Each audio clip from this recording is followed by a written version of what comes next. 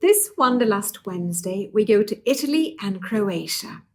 I'm not a native of Italy, but I love Italy, and like so many who've been there, I always long to go back. I also love Croatia, and today I have the privilege of bringing you virtually to both countries on our Italian Sojourn itinerary, when we review the spectacular landscapes, delicious cuisine, and fascinating culture of Italy and Croatia on this 8-day journey. So let's first watch a short film that'll bring this great itinerary to life. Immerse yourself in the wonders of Italy on this spectacular 8-day voyage from Rome with Viking. Naples is one of the oldest continuously inhabited cities in the world, where the pizza is authentic and the attractions epic, including the ruins of UNESCO-listed Pompeii. Heading south, you arrive on the Isle of Sicily and the picturesque clifftop town of Messina, gateway to majestic Mount Etna and the historic enclave of Taormina. Crotone on the Adriatic coast of Calabria is an unspoiled gem of castles and cathedrals, a quaint old town and fascinating archaeological sites. While Bari, located in the Puglia region, boasts a pedestrian-friendly medieval old town with castles and prehistoric wonders, including the Trulli houses of Alberobello. A brief diversion from Italy takes you across the Adriatic to Croatia and the charming port of Šibenik, whose famous Renaissance cathedral is a UNESCO World Heritage Site. At the top of the Adriatic lies the Venetian lagoon, your final destination. Enjoy the scenery on deck as your ship sails into Venice for 2 wonderful days amongst the canals, palazzos and museums. Italian Sojourn is an 8-day journey available in 2 directions. Today we'll travel from Rome to Venice. On this itinerary, you'll uncover some of the most stunning architectural and cultural treasures of 2 countries, Italy and Croatia. If you've traveled with Viking before, you know that we have very knowledgeable tour guides. This itinerary includes a total of 6 guided onshore experiences, which take you closer to your destinations on our small ocean ship. We embark in Rome, the capital city of Italy.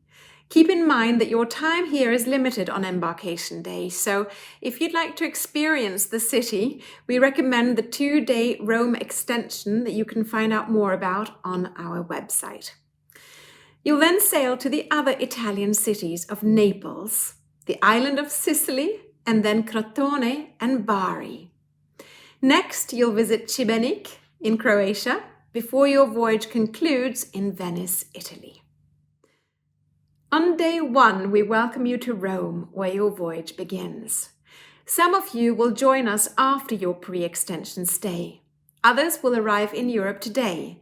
If you've arranged air travel through Viking, we'll transfer you from the airport to your awaiting ocean ship in Civitavecchia, which is the closest port to the airport and to Rome. After boarding and settling into your veranda stateroom, you'll have free time to relax before dinner. Should you have spent a few days in Rome before embarking, one thing that I highly recommend is to explore Rome by Vespa, with a guide, as I did. It's a great way to get to nooks and crannies of the city that you otherwise might not. And you need never have ridden a Vespa before. Take a little look. Rome quite possibly has more beauty and history than any other place. It's a fascinating slice of the old world, with countless treasures ready to be explored. I decided to take in the city from a different and local point of view, enlisting my friend Claudio and his trusty Vespa. With a cool breeze in our face, Rome seemed to unfold before us. Meandering through this eternal city was delightful, exploring its quiet back streets and their sweet surprises. Why do you think people love the Vespa so much? The people like because is freedom. Italia, the freedom is the first for the life. Freedom. It really is the best word to describe the little Vespa. Combine that with its unique look, and it's easy to understand why more than 18 million Vespas have been sold since its introduction in 1946. And why Italians say the Vespa is not just a scooter, but a way of life. The Vespa, it's a very beautiful design.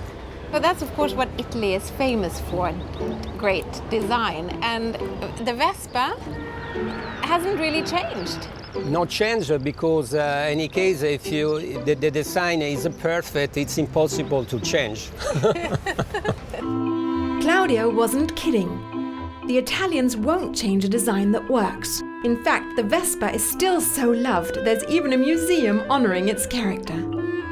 Brainchild of Piaggio, a retooled World War II aircraft company, the Vespa included clear aeronautical influences and an intriguing design that, when first shown to Enrico Piaggio, caused him to burst out, "Sembra una Vespa. It looks like a wasp."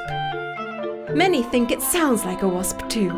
And so the name stuck, and the company cobbled together a scooter, utilizing everything at hand.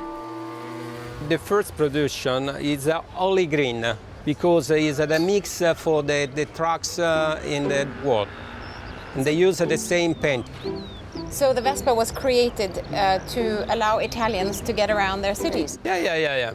After the Second World, about all family go in the Vespa, 5 people On this together. size? Yes. The Vespa became a hit, nimbly navigating through Italy's war-ravaged cities and countryside. Then, with the 1953 movie Roman Holiday, Rome and the Vespa captured everyone's imagination. It's a dream, you know? You have the sound, zzz, Yes. the air condition, and the very beautiful city. Yeah. It's perfect. When you're driving around town on a Vespa, what does it make you feel like? It's incredible. The Vespa, for me, is the first love. And you love your Vespa so much. You're writing songs to it. I compose the opera for Vespa. You're composing an opera for your Vespa. Yes. Attraverso Roma in Vespa. Na na na na na na na na na na na na na na na na. Rome is a fascinating city that will truly take your breath away. And the Vespa is just one way to explore its beauty.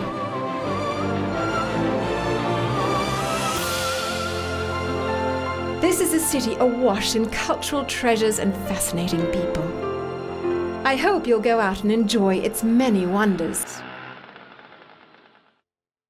On day 2, you'll arrive in Naples, a city famous for spectacular examples of Greek and Roman architecture.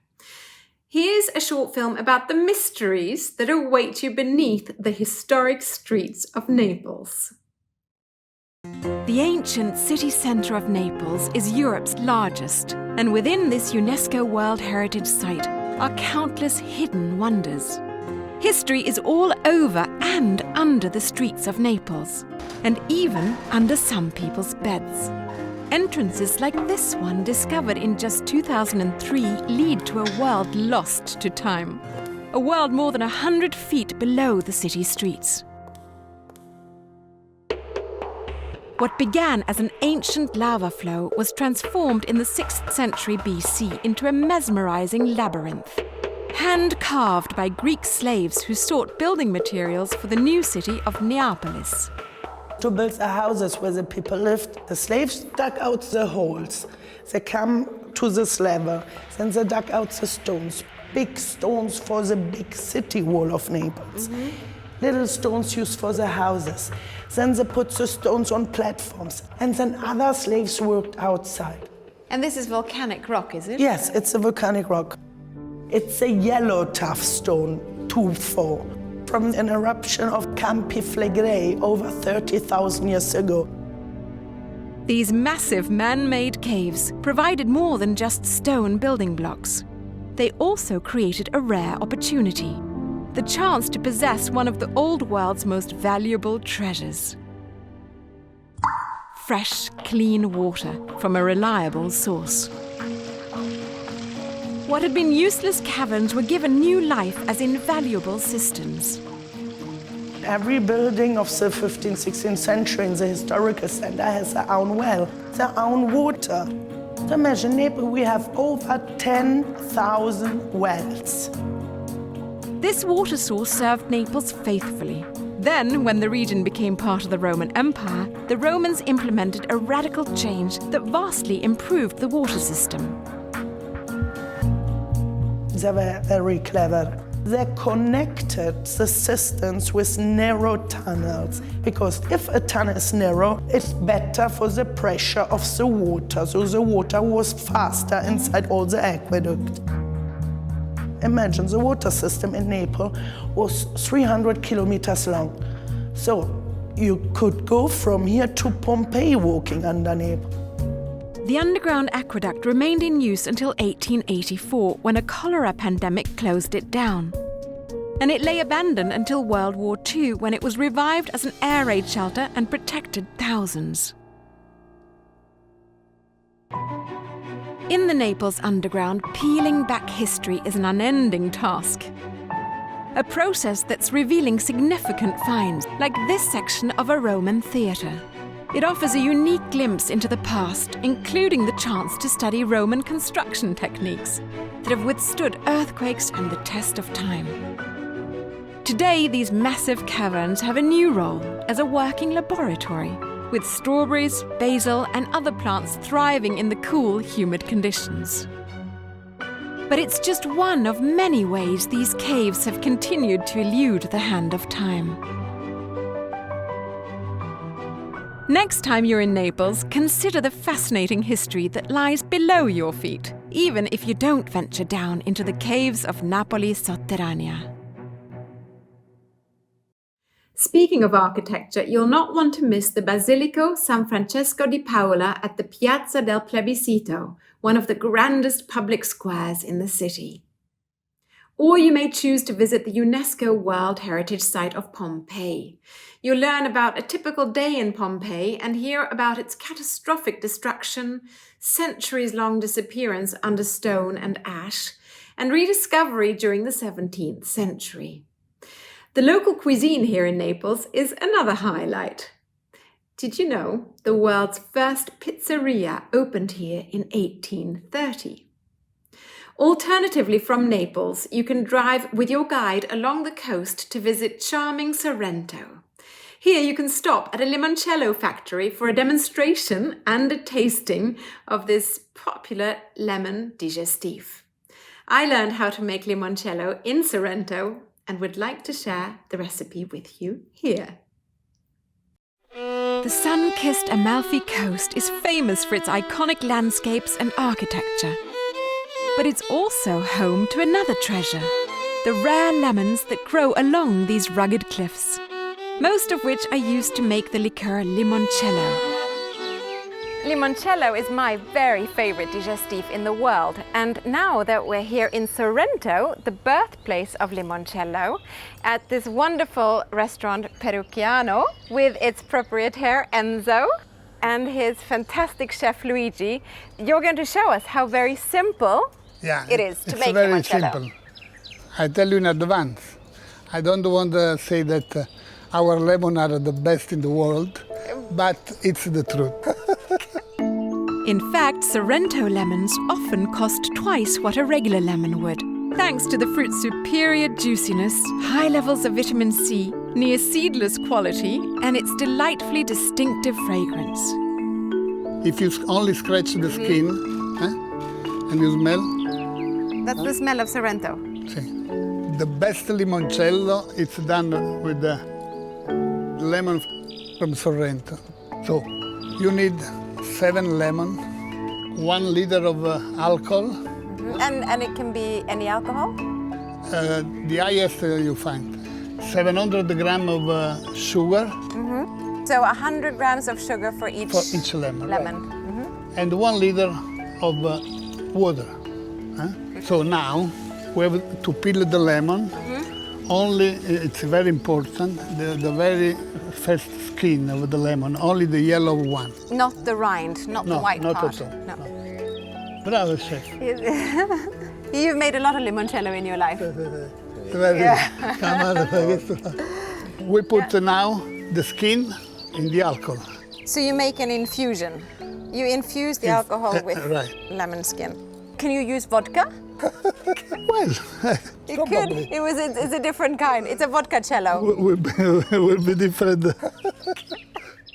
At this point, the concoction is left to set at room temperature. But since everyone in Sorrento has their own family recipe, the time it takes to let nature take its course can vary from 2 days to years. When it's ready, the infusion, we take off the skin, we filter.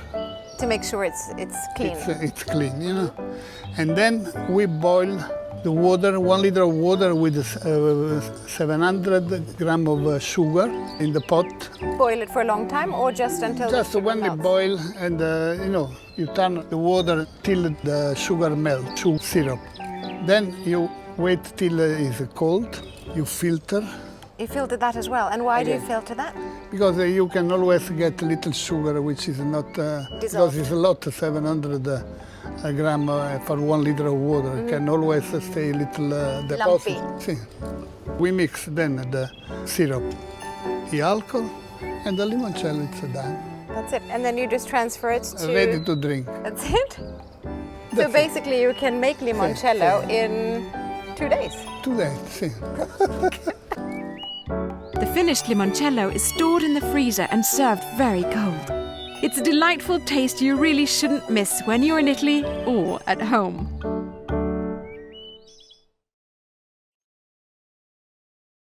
Sailing on, today you'll call on the Sicilian city of Messina, celebrated as one of Europe's 10 great cities when it fell under Spain's purview in the 17th century. Our included guided tour offers a visit to the heart of Messina's historic centre. Here you'll see the expansive Piazza Municipio, the Via Garibaldi, and the Piazza Cairoli.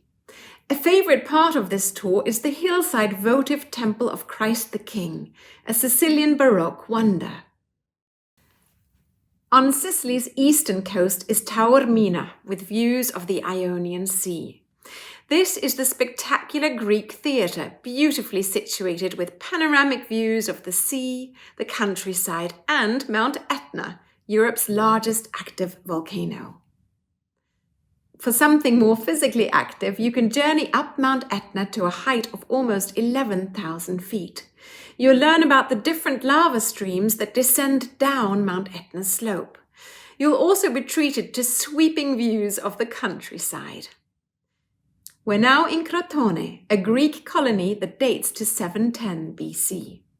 You might choose to visit the Ceraudo winery, which produces organic Calabrian wine.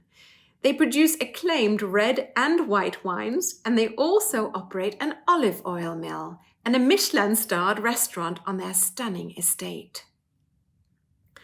From here, you might choose to visit the fortress at the fishing village of Le Castella.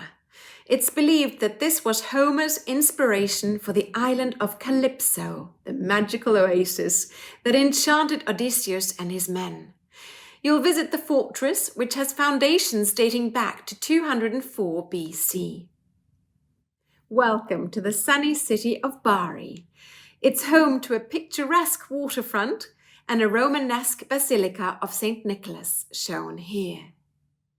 On a walking tour of Bari, see castles and cathedrals, as well as Old Town's 2 main squares, Piazza del Ferrarese and Piazza Mercantile, pictured here.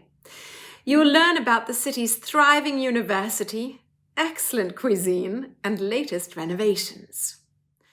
Bari is also home to the Norman Swabian Castle, which dates to 1131. Today, it serves as the headquarters of Puglia's Directorate for Cultural and Landscape Heritage. We're now at the midway point of this itinerary, so let's take a moment to talk a bit more about the onboard experience and the amenities of your Viking ocean ship. After some days of sightseeing, you can book a service at the spa or take a dip in the hot and cold pools. We don't have many onboard shops, but we have carefully selected quality items, including Viking logo wear, other favorite Nordic products, some Viking replica jewelry, as well as other fine jewelry, sunglasses, and other amenities. To further immerse yourself in the destinations we visit, join the Onboard Viking resident historian for one of our iconic lectures or roundtable discussions. Here's a video about our Onboard cultural enrichment program and commitment to destination-focused learning. Viking is committed to the idea of destination-driven learning, and the Resident Historian program offers many opportunities for our guests to really learn and explore and delve into the concept of the place. There's nothing like it in terms of the passion and the excitement that comes with sharing experiences. This is what I love. There are two aspects to the Resident Historian program. On the one hand, we have iconic lectures to provide a context for learning, thinking about, and anticipating the commentary from our local guides once we reach the port, and then be able to learn more from him or her on one of those excursions. We include aspects of the architecture, of the painting or sculpture or music, what it is that was so important in that chapter of history that was coming to life, perhaps for the very first time in Western civilization. But we also offer what we call round tables. These are smaller sessions that return one to a university setting with a discussion section. Guests who are keenly interested in a more minute or a specialist subject about the area that we're visiting. So that discussion section format is a little bit more intimate, breaks down some of the barriers of our large Star Theater audience, and allows us to also learn from one another. The resident historian also addresses various aspects of world history. So it's not just the ancient history, but also thinking about the people of the medieval periods and even up to the contemporary concerns. A resident historian may deal with the history of thousands of years ago, but as well the important and significant aspects of history in our lifetimes. Our resident historians are drawn from a wide variety of different facets of the field of history. All of them have either had teaching or lecturing experience and might have expertise in areas of military history, maritime history, perhaps art history or cultural history, music history, even Arctic exploration history, and they become part of a Viking faculty. What they bring to the enrichment program is of a specialist nature, but they're able to share their enthusiasm about what it is about their aspect and approach to history, why it's important, and why it's significant for our guests. The resident historian is also on board for the duration of the itinerary, not only attending the other lectures, attending and participating in different excursions up and in the ports, but also dining with our guests and around, available to field questions and to further discussions that may have been brought up from an aspect of an iconic lecture or perhaps one of those roundtable discussions. The opportunity to have that interface, that one-on-one learning with a resident historian. This is something that Viking prides itself on making very important, accessibility to the resident historians in so many different places aboard the ship. There's also plans for the resident historian to lead a group that would go in further depth, privileged access to learn about a site with the resident historian, to understand the nature of a museum, of an archaeological site, of some aspect of the contemporary culture that could be brought to life by having more time in depth spent with a knowledgeable expert. The resident historian is the guide at your side. For adult learning, there's nothing like it. History pervades a Viking ship, and we're very proud of that.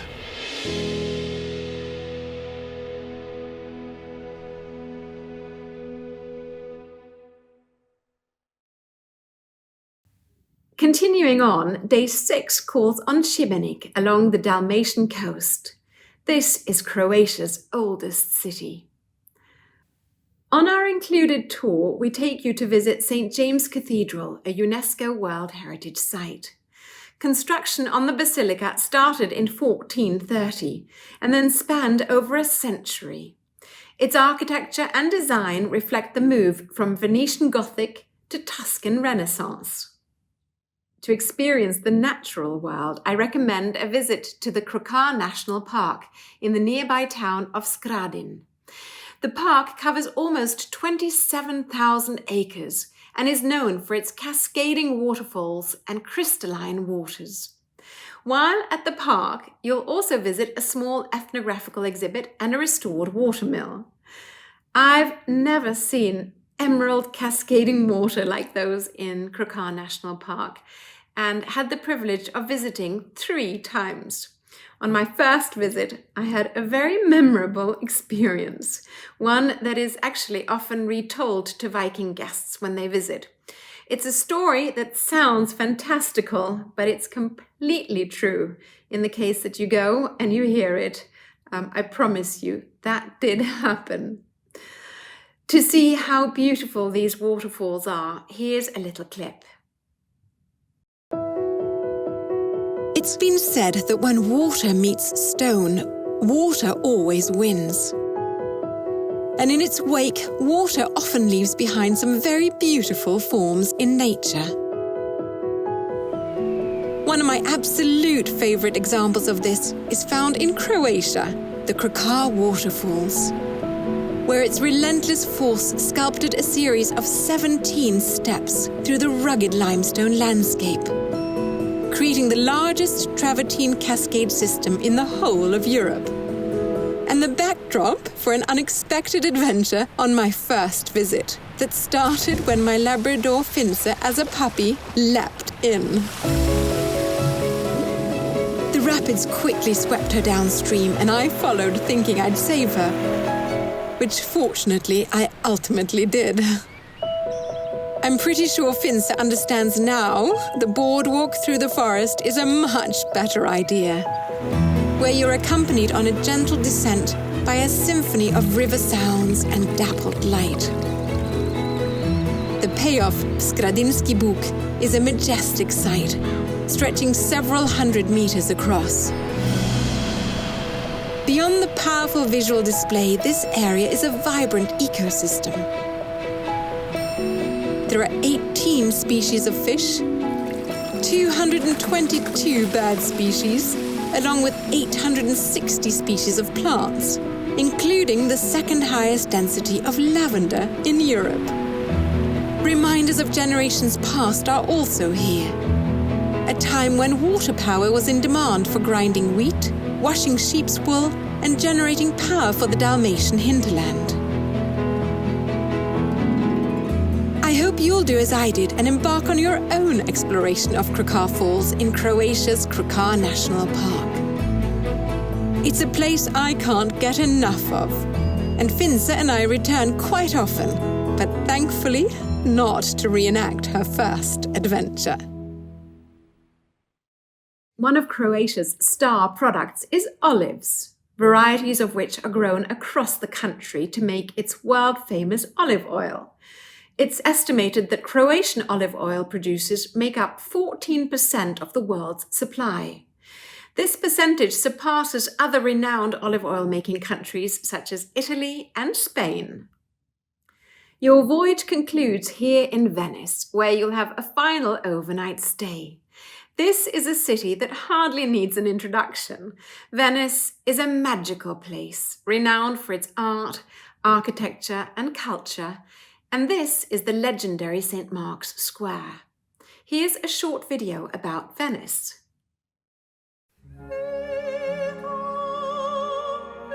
Venice is built on an archipelago of 118 islands.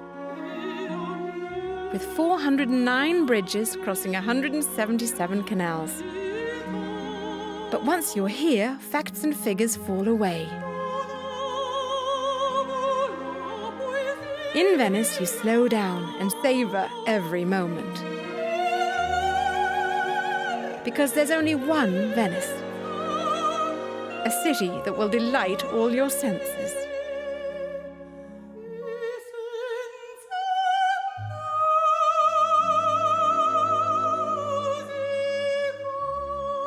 Whether you're interested in art, architecture, music or history, Venice has it all and much, much more.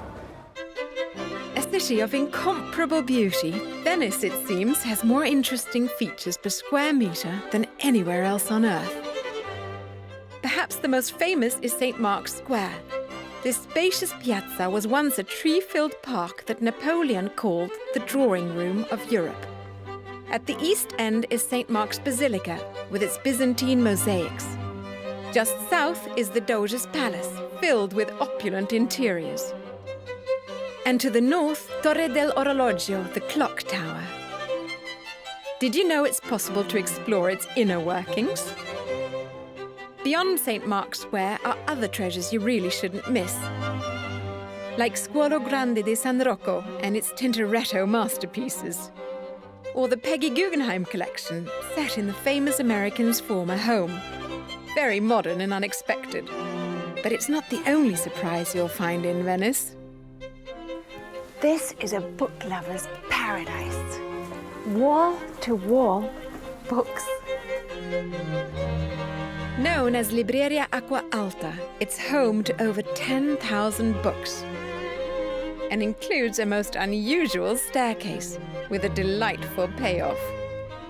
And if you're really lucky, you can have fun learning to cook Venetian classics with a real Italian contessa in her real palazzo. Venice also has an old Jewish quarter. Here you can learn how the word ghetto originated while exploring the local history. And I'd highly recommend classical music Venetian style. A relaxed evening of Vivaldi, Bach and Mozart in a setting befitting these masters. Chiesa di San Vidal. Venice is a place you feel, and there's simply nowhere else like it. We look forward to seeing you soon and showing you this country's fascinating cultural treasures. You may take a mesmerizing gondola ride through the canals of Venice. These distinctive flat-bottom boats, once the principal mode of transport in this waterborne city, are today its timeless symbol. Or we have a tour that allows you to discover the beautiful islands of Murano and Burano. Murano is nicknamed Island of Flames and is home to Venice's glassmaking tradition.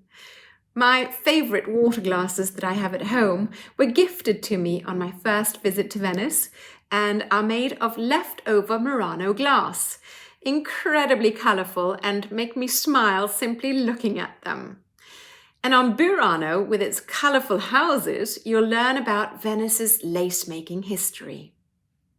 Your sailing with Viking concludes here in Venice.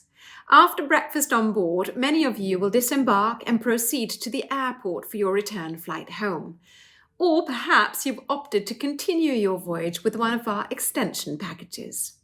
We offer many pre-post extensions to this itinerary, and as mentioned, you can find out more on our website if you'd like to extend your trip, either ahead of your sailing with us or after.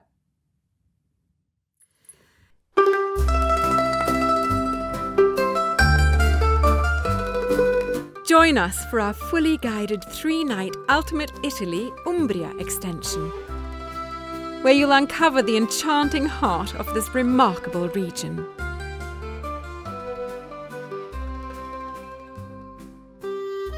Umbria is often called the green heart of Italy, a land of rolling hills, ancient towns, and authentic traditions.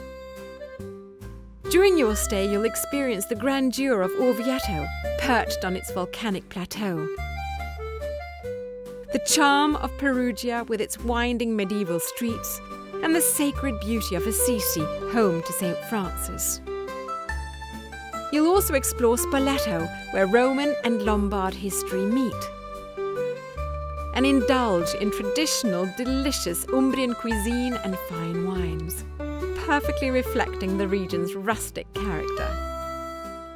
Your journey includes privileged access to Orvieto's Gothic cathedral and Perugia's historic landmarks, as well as the UNESCO-listed treasures of Assisi. Evenings will be spent at Castello di Monterone, a charming small castle that offers stunning views and exquisite dining.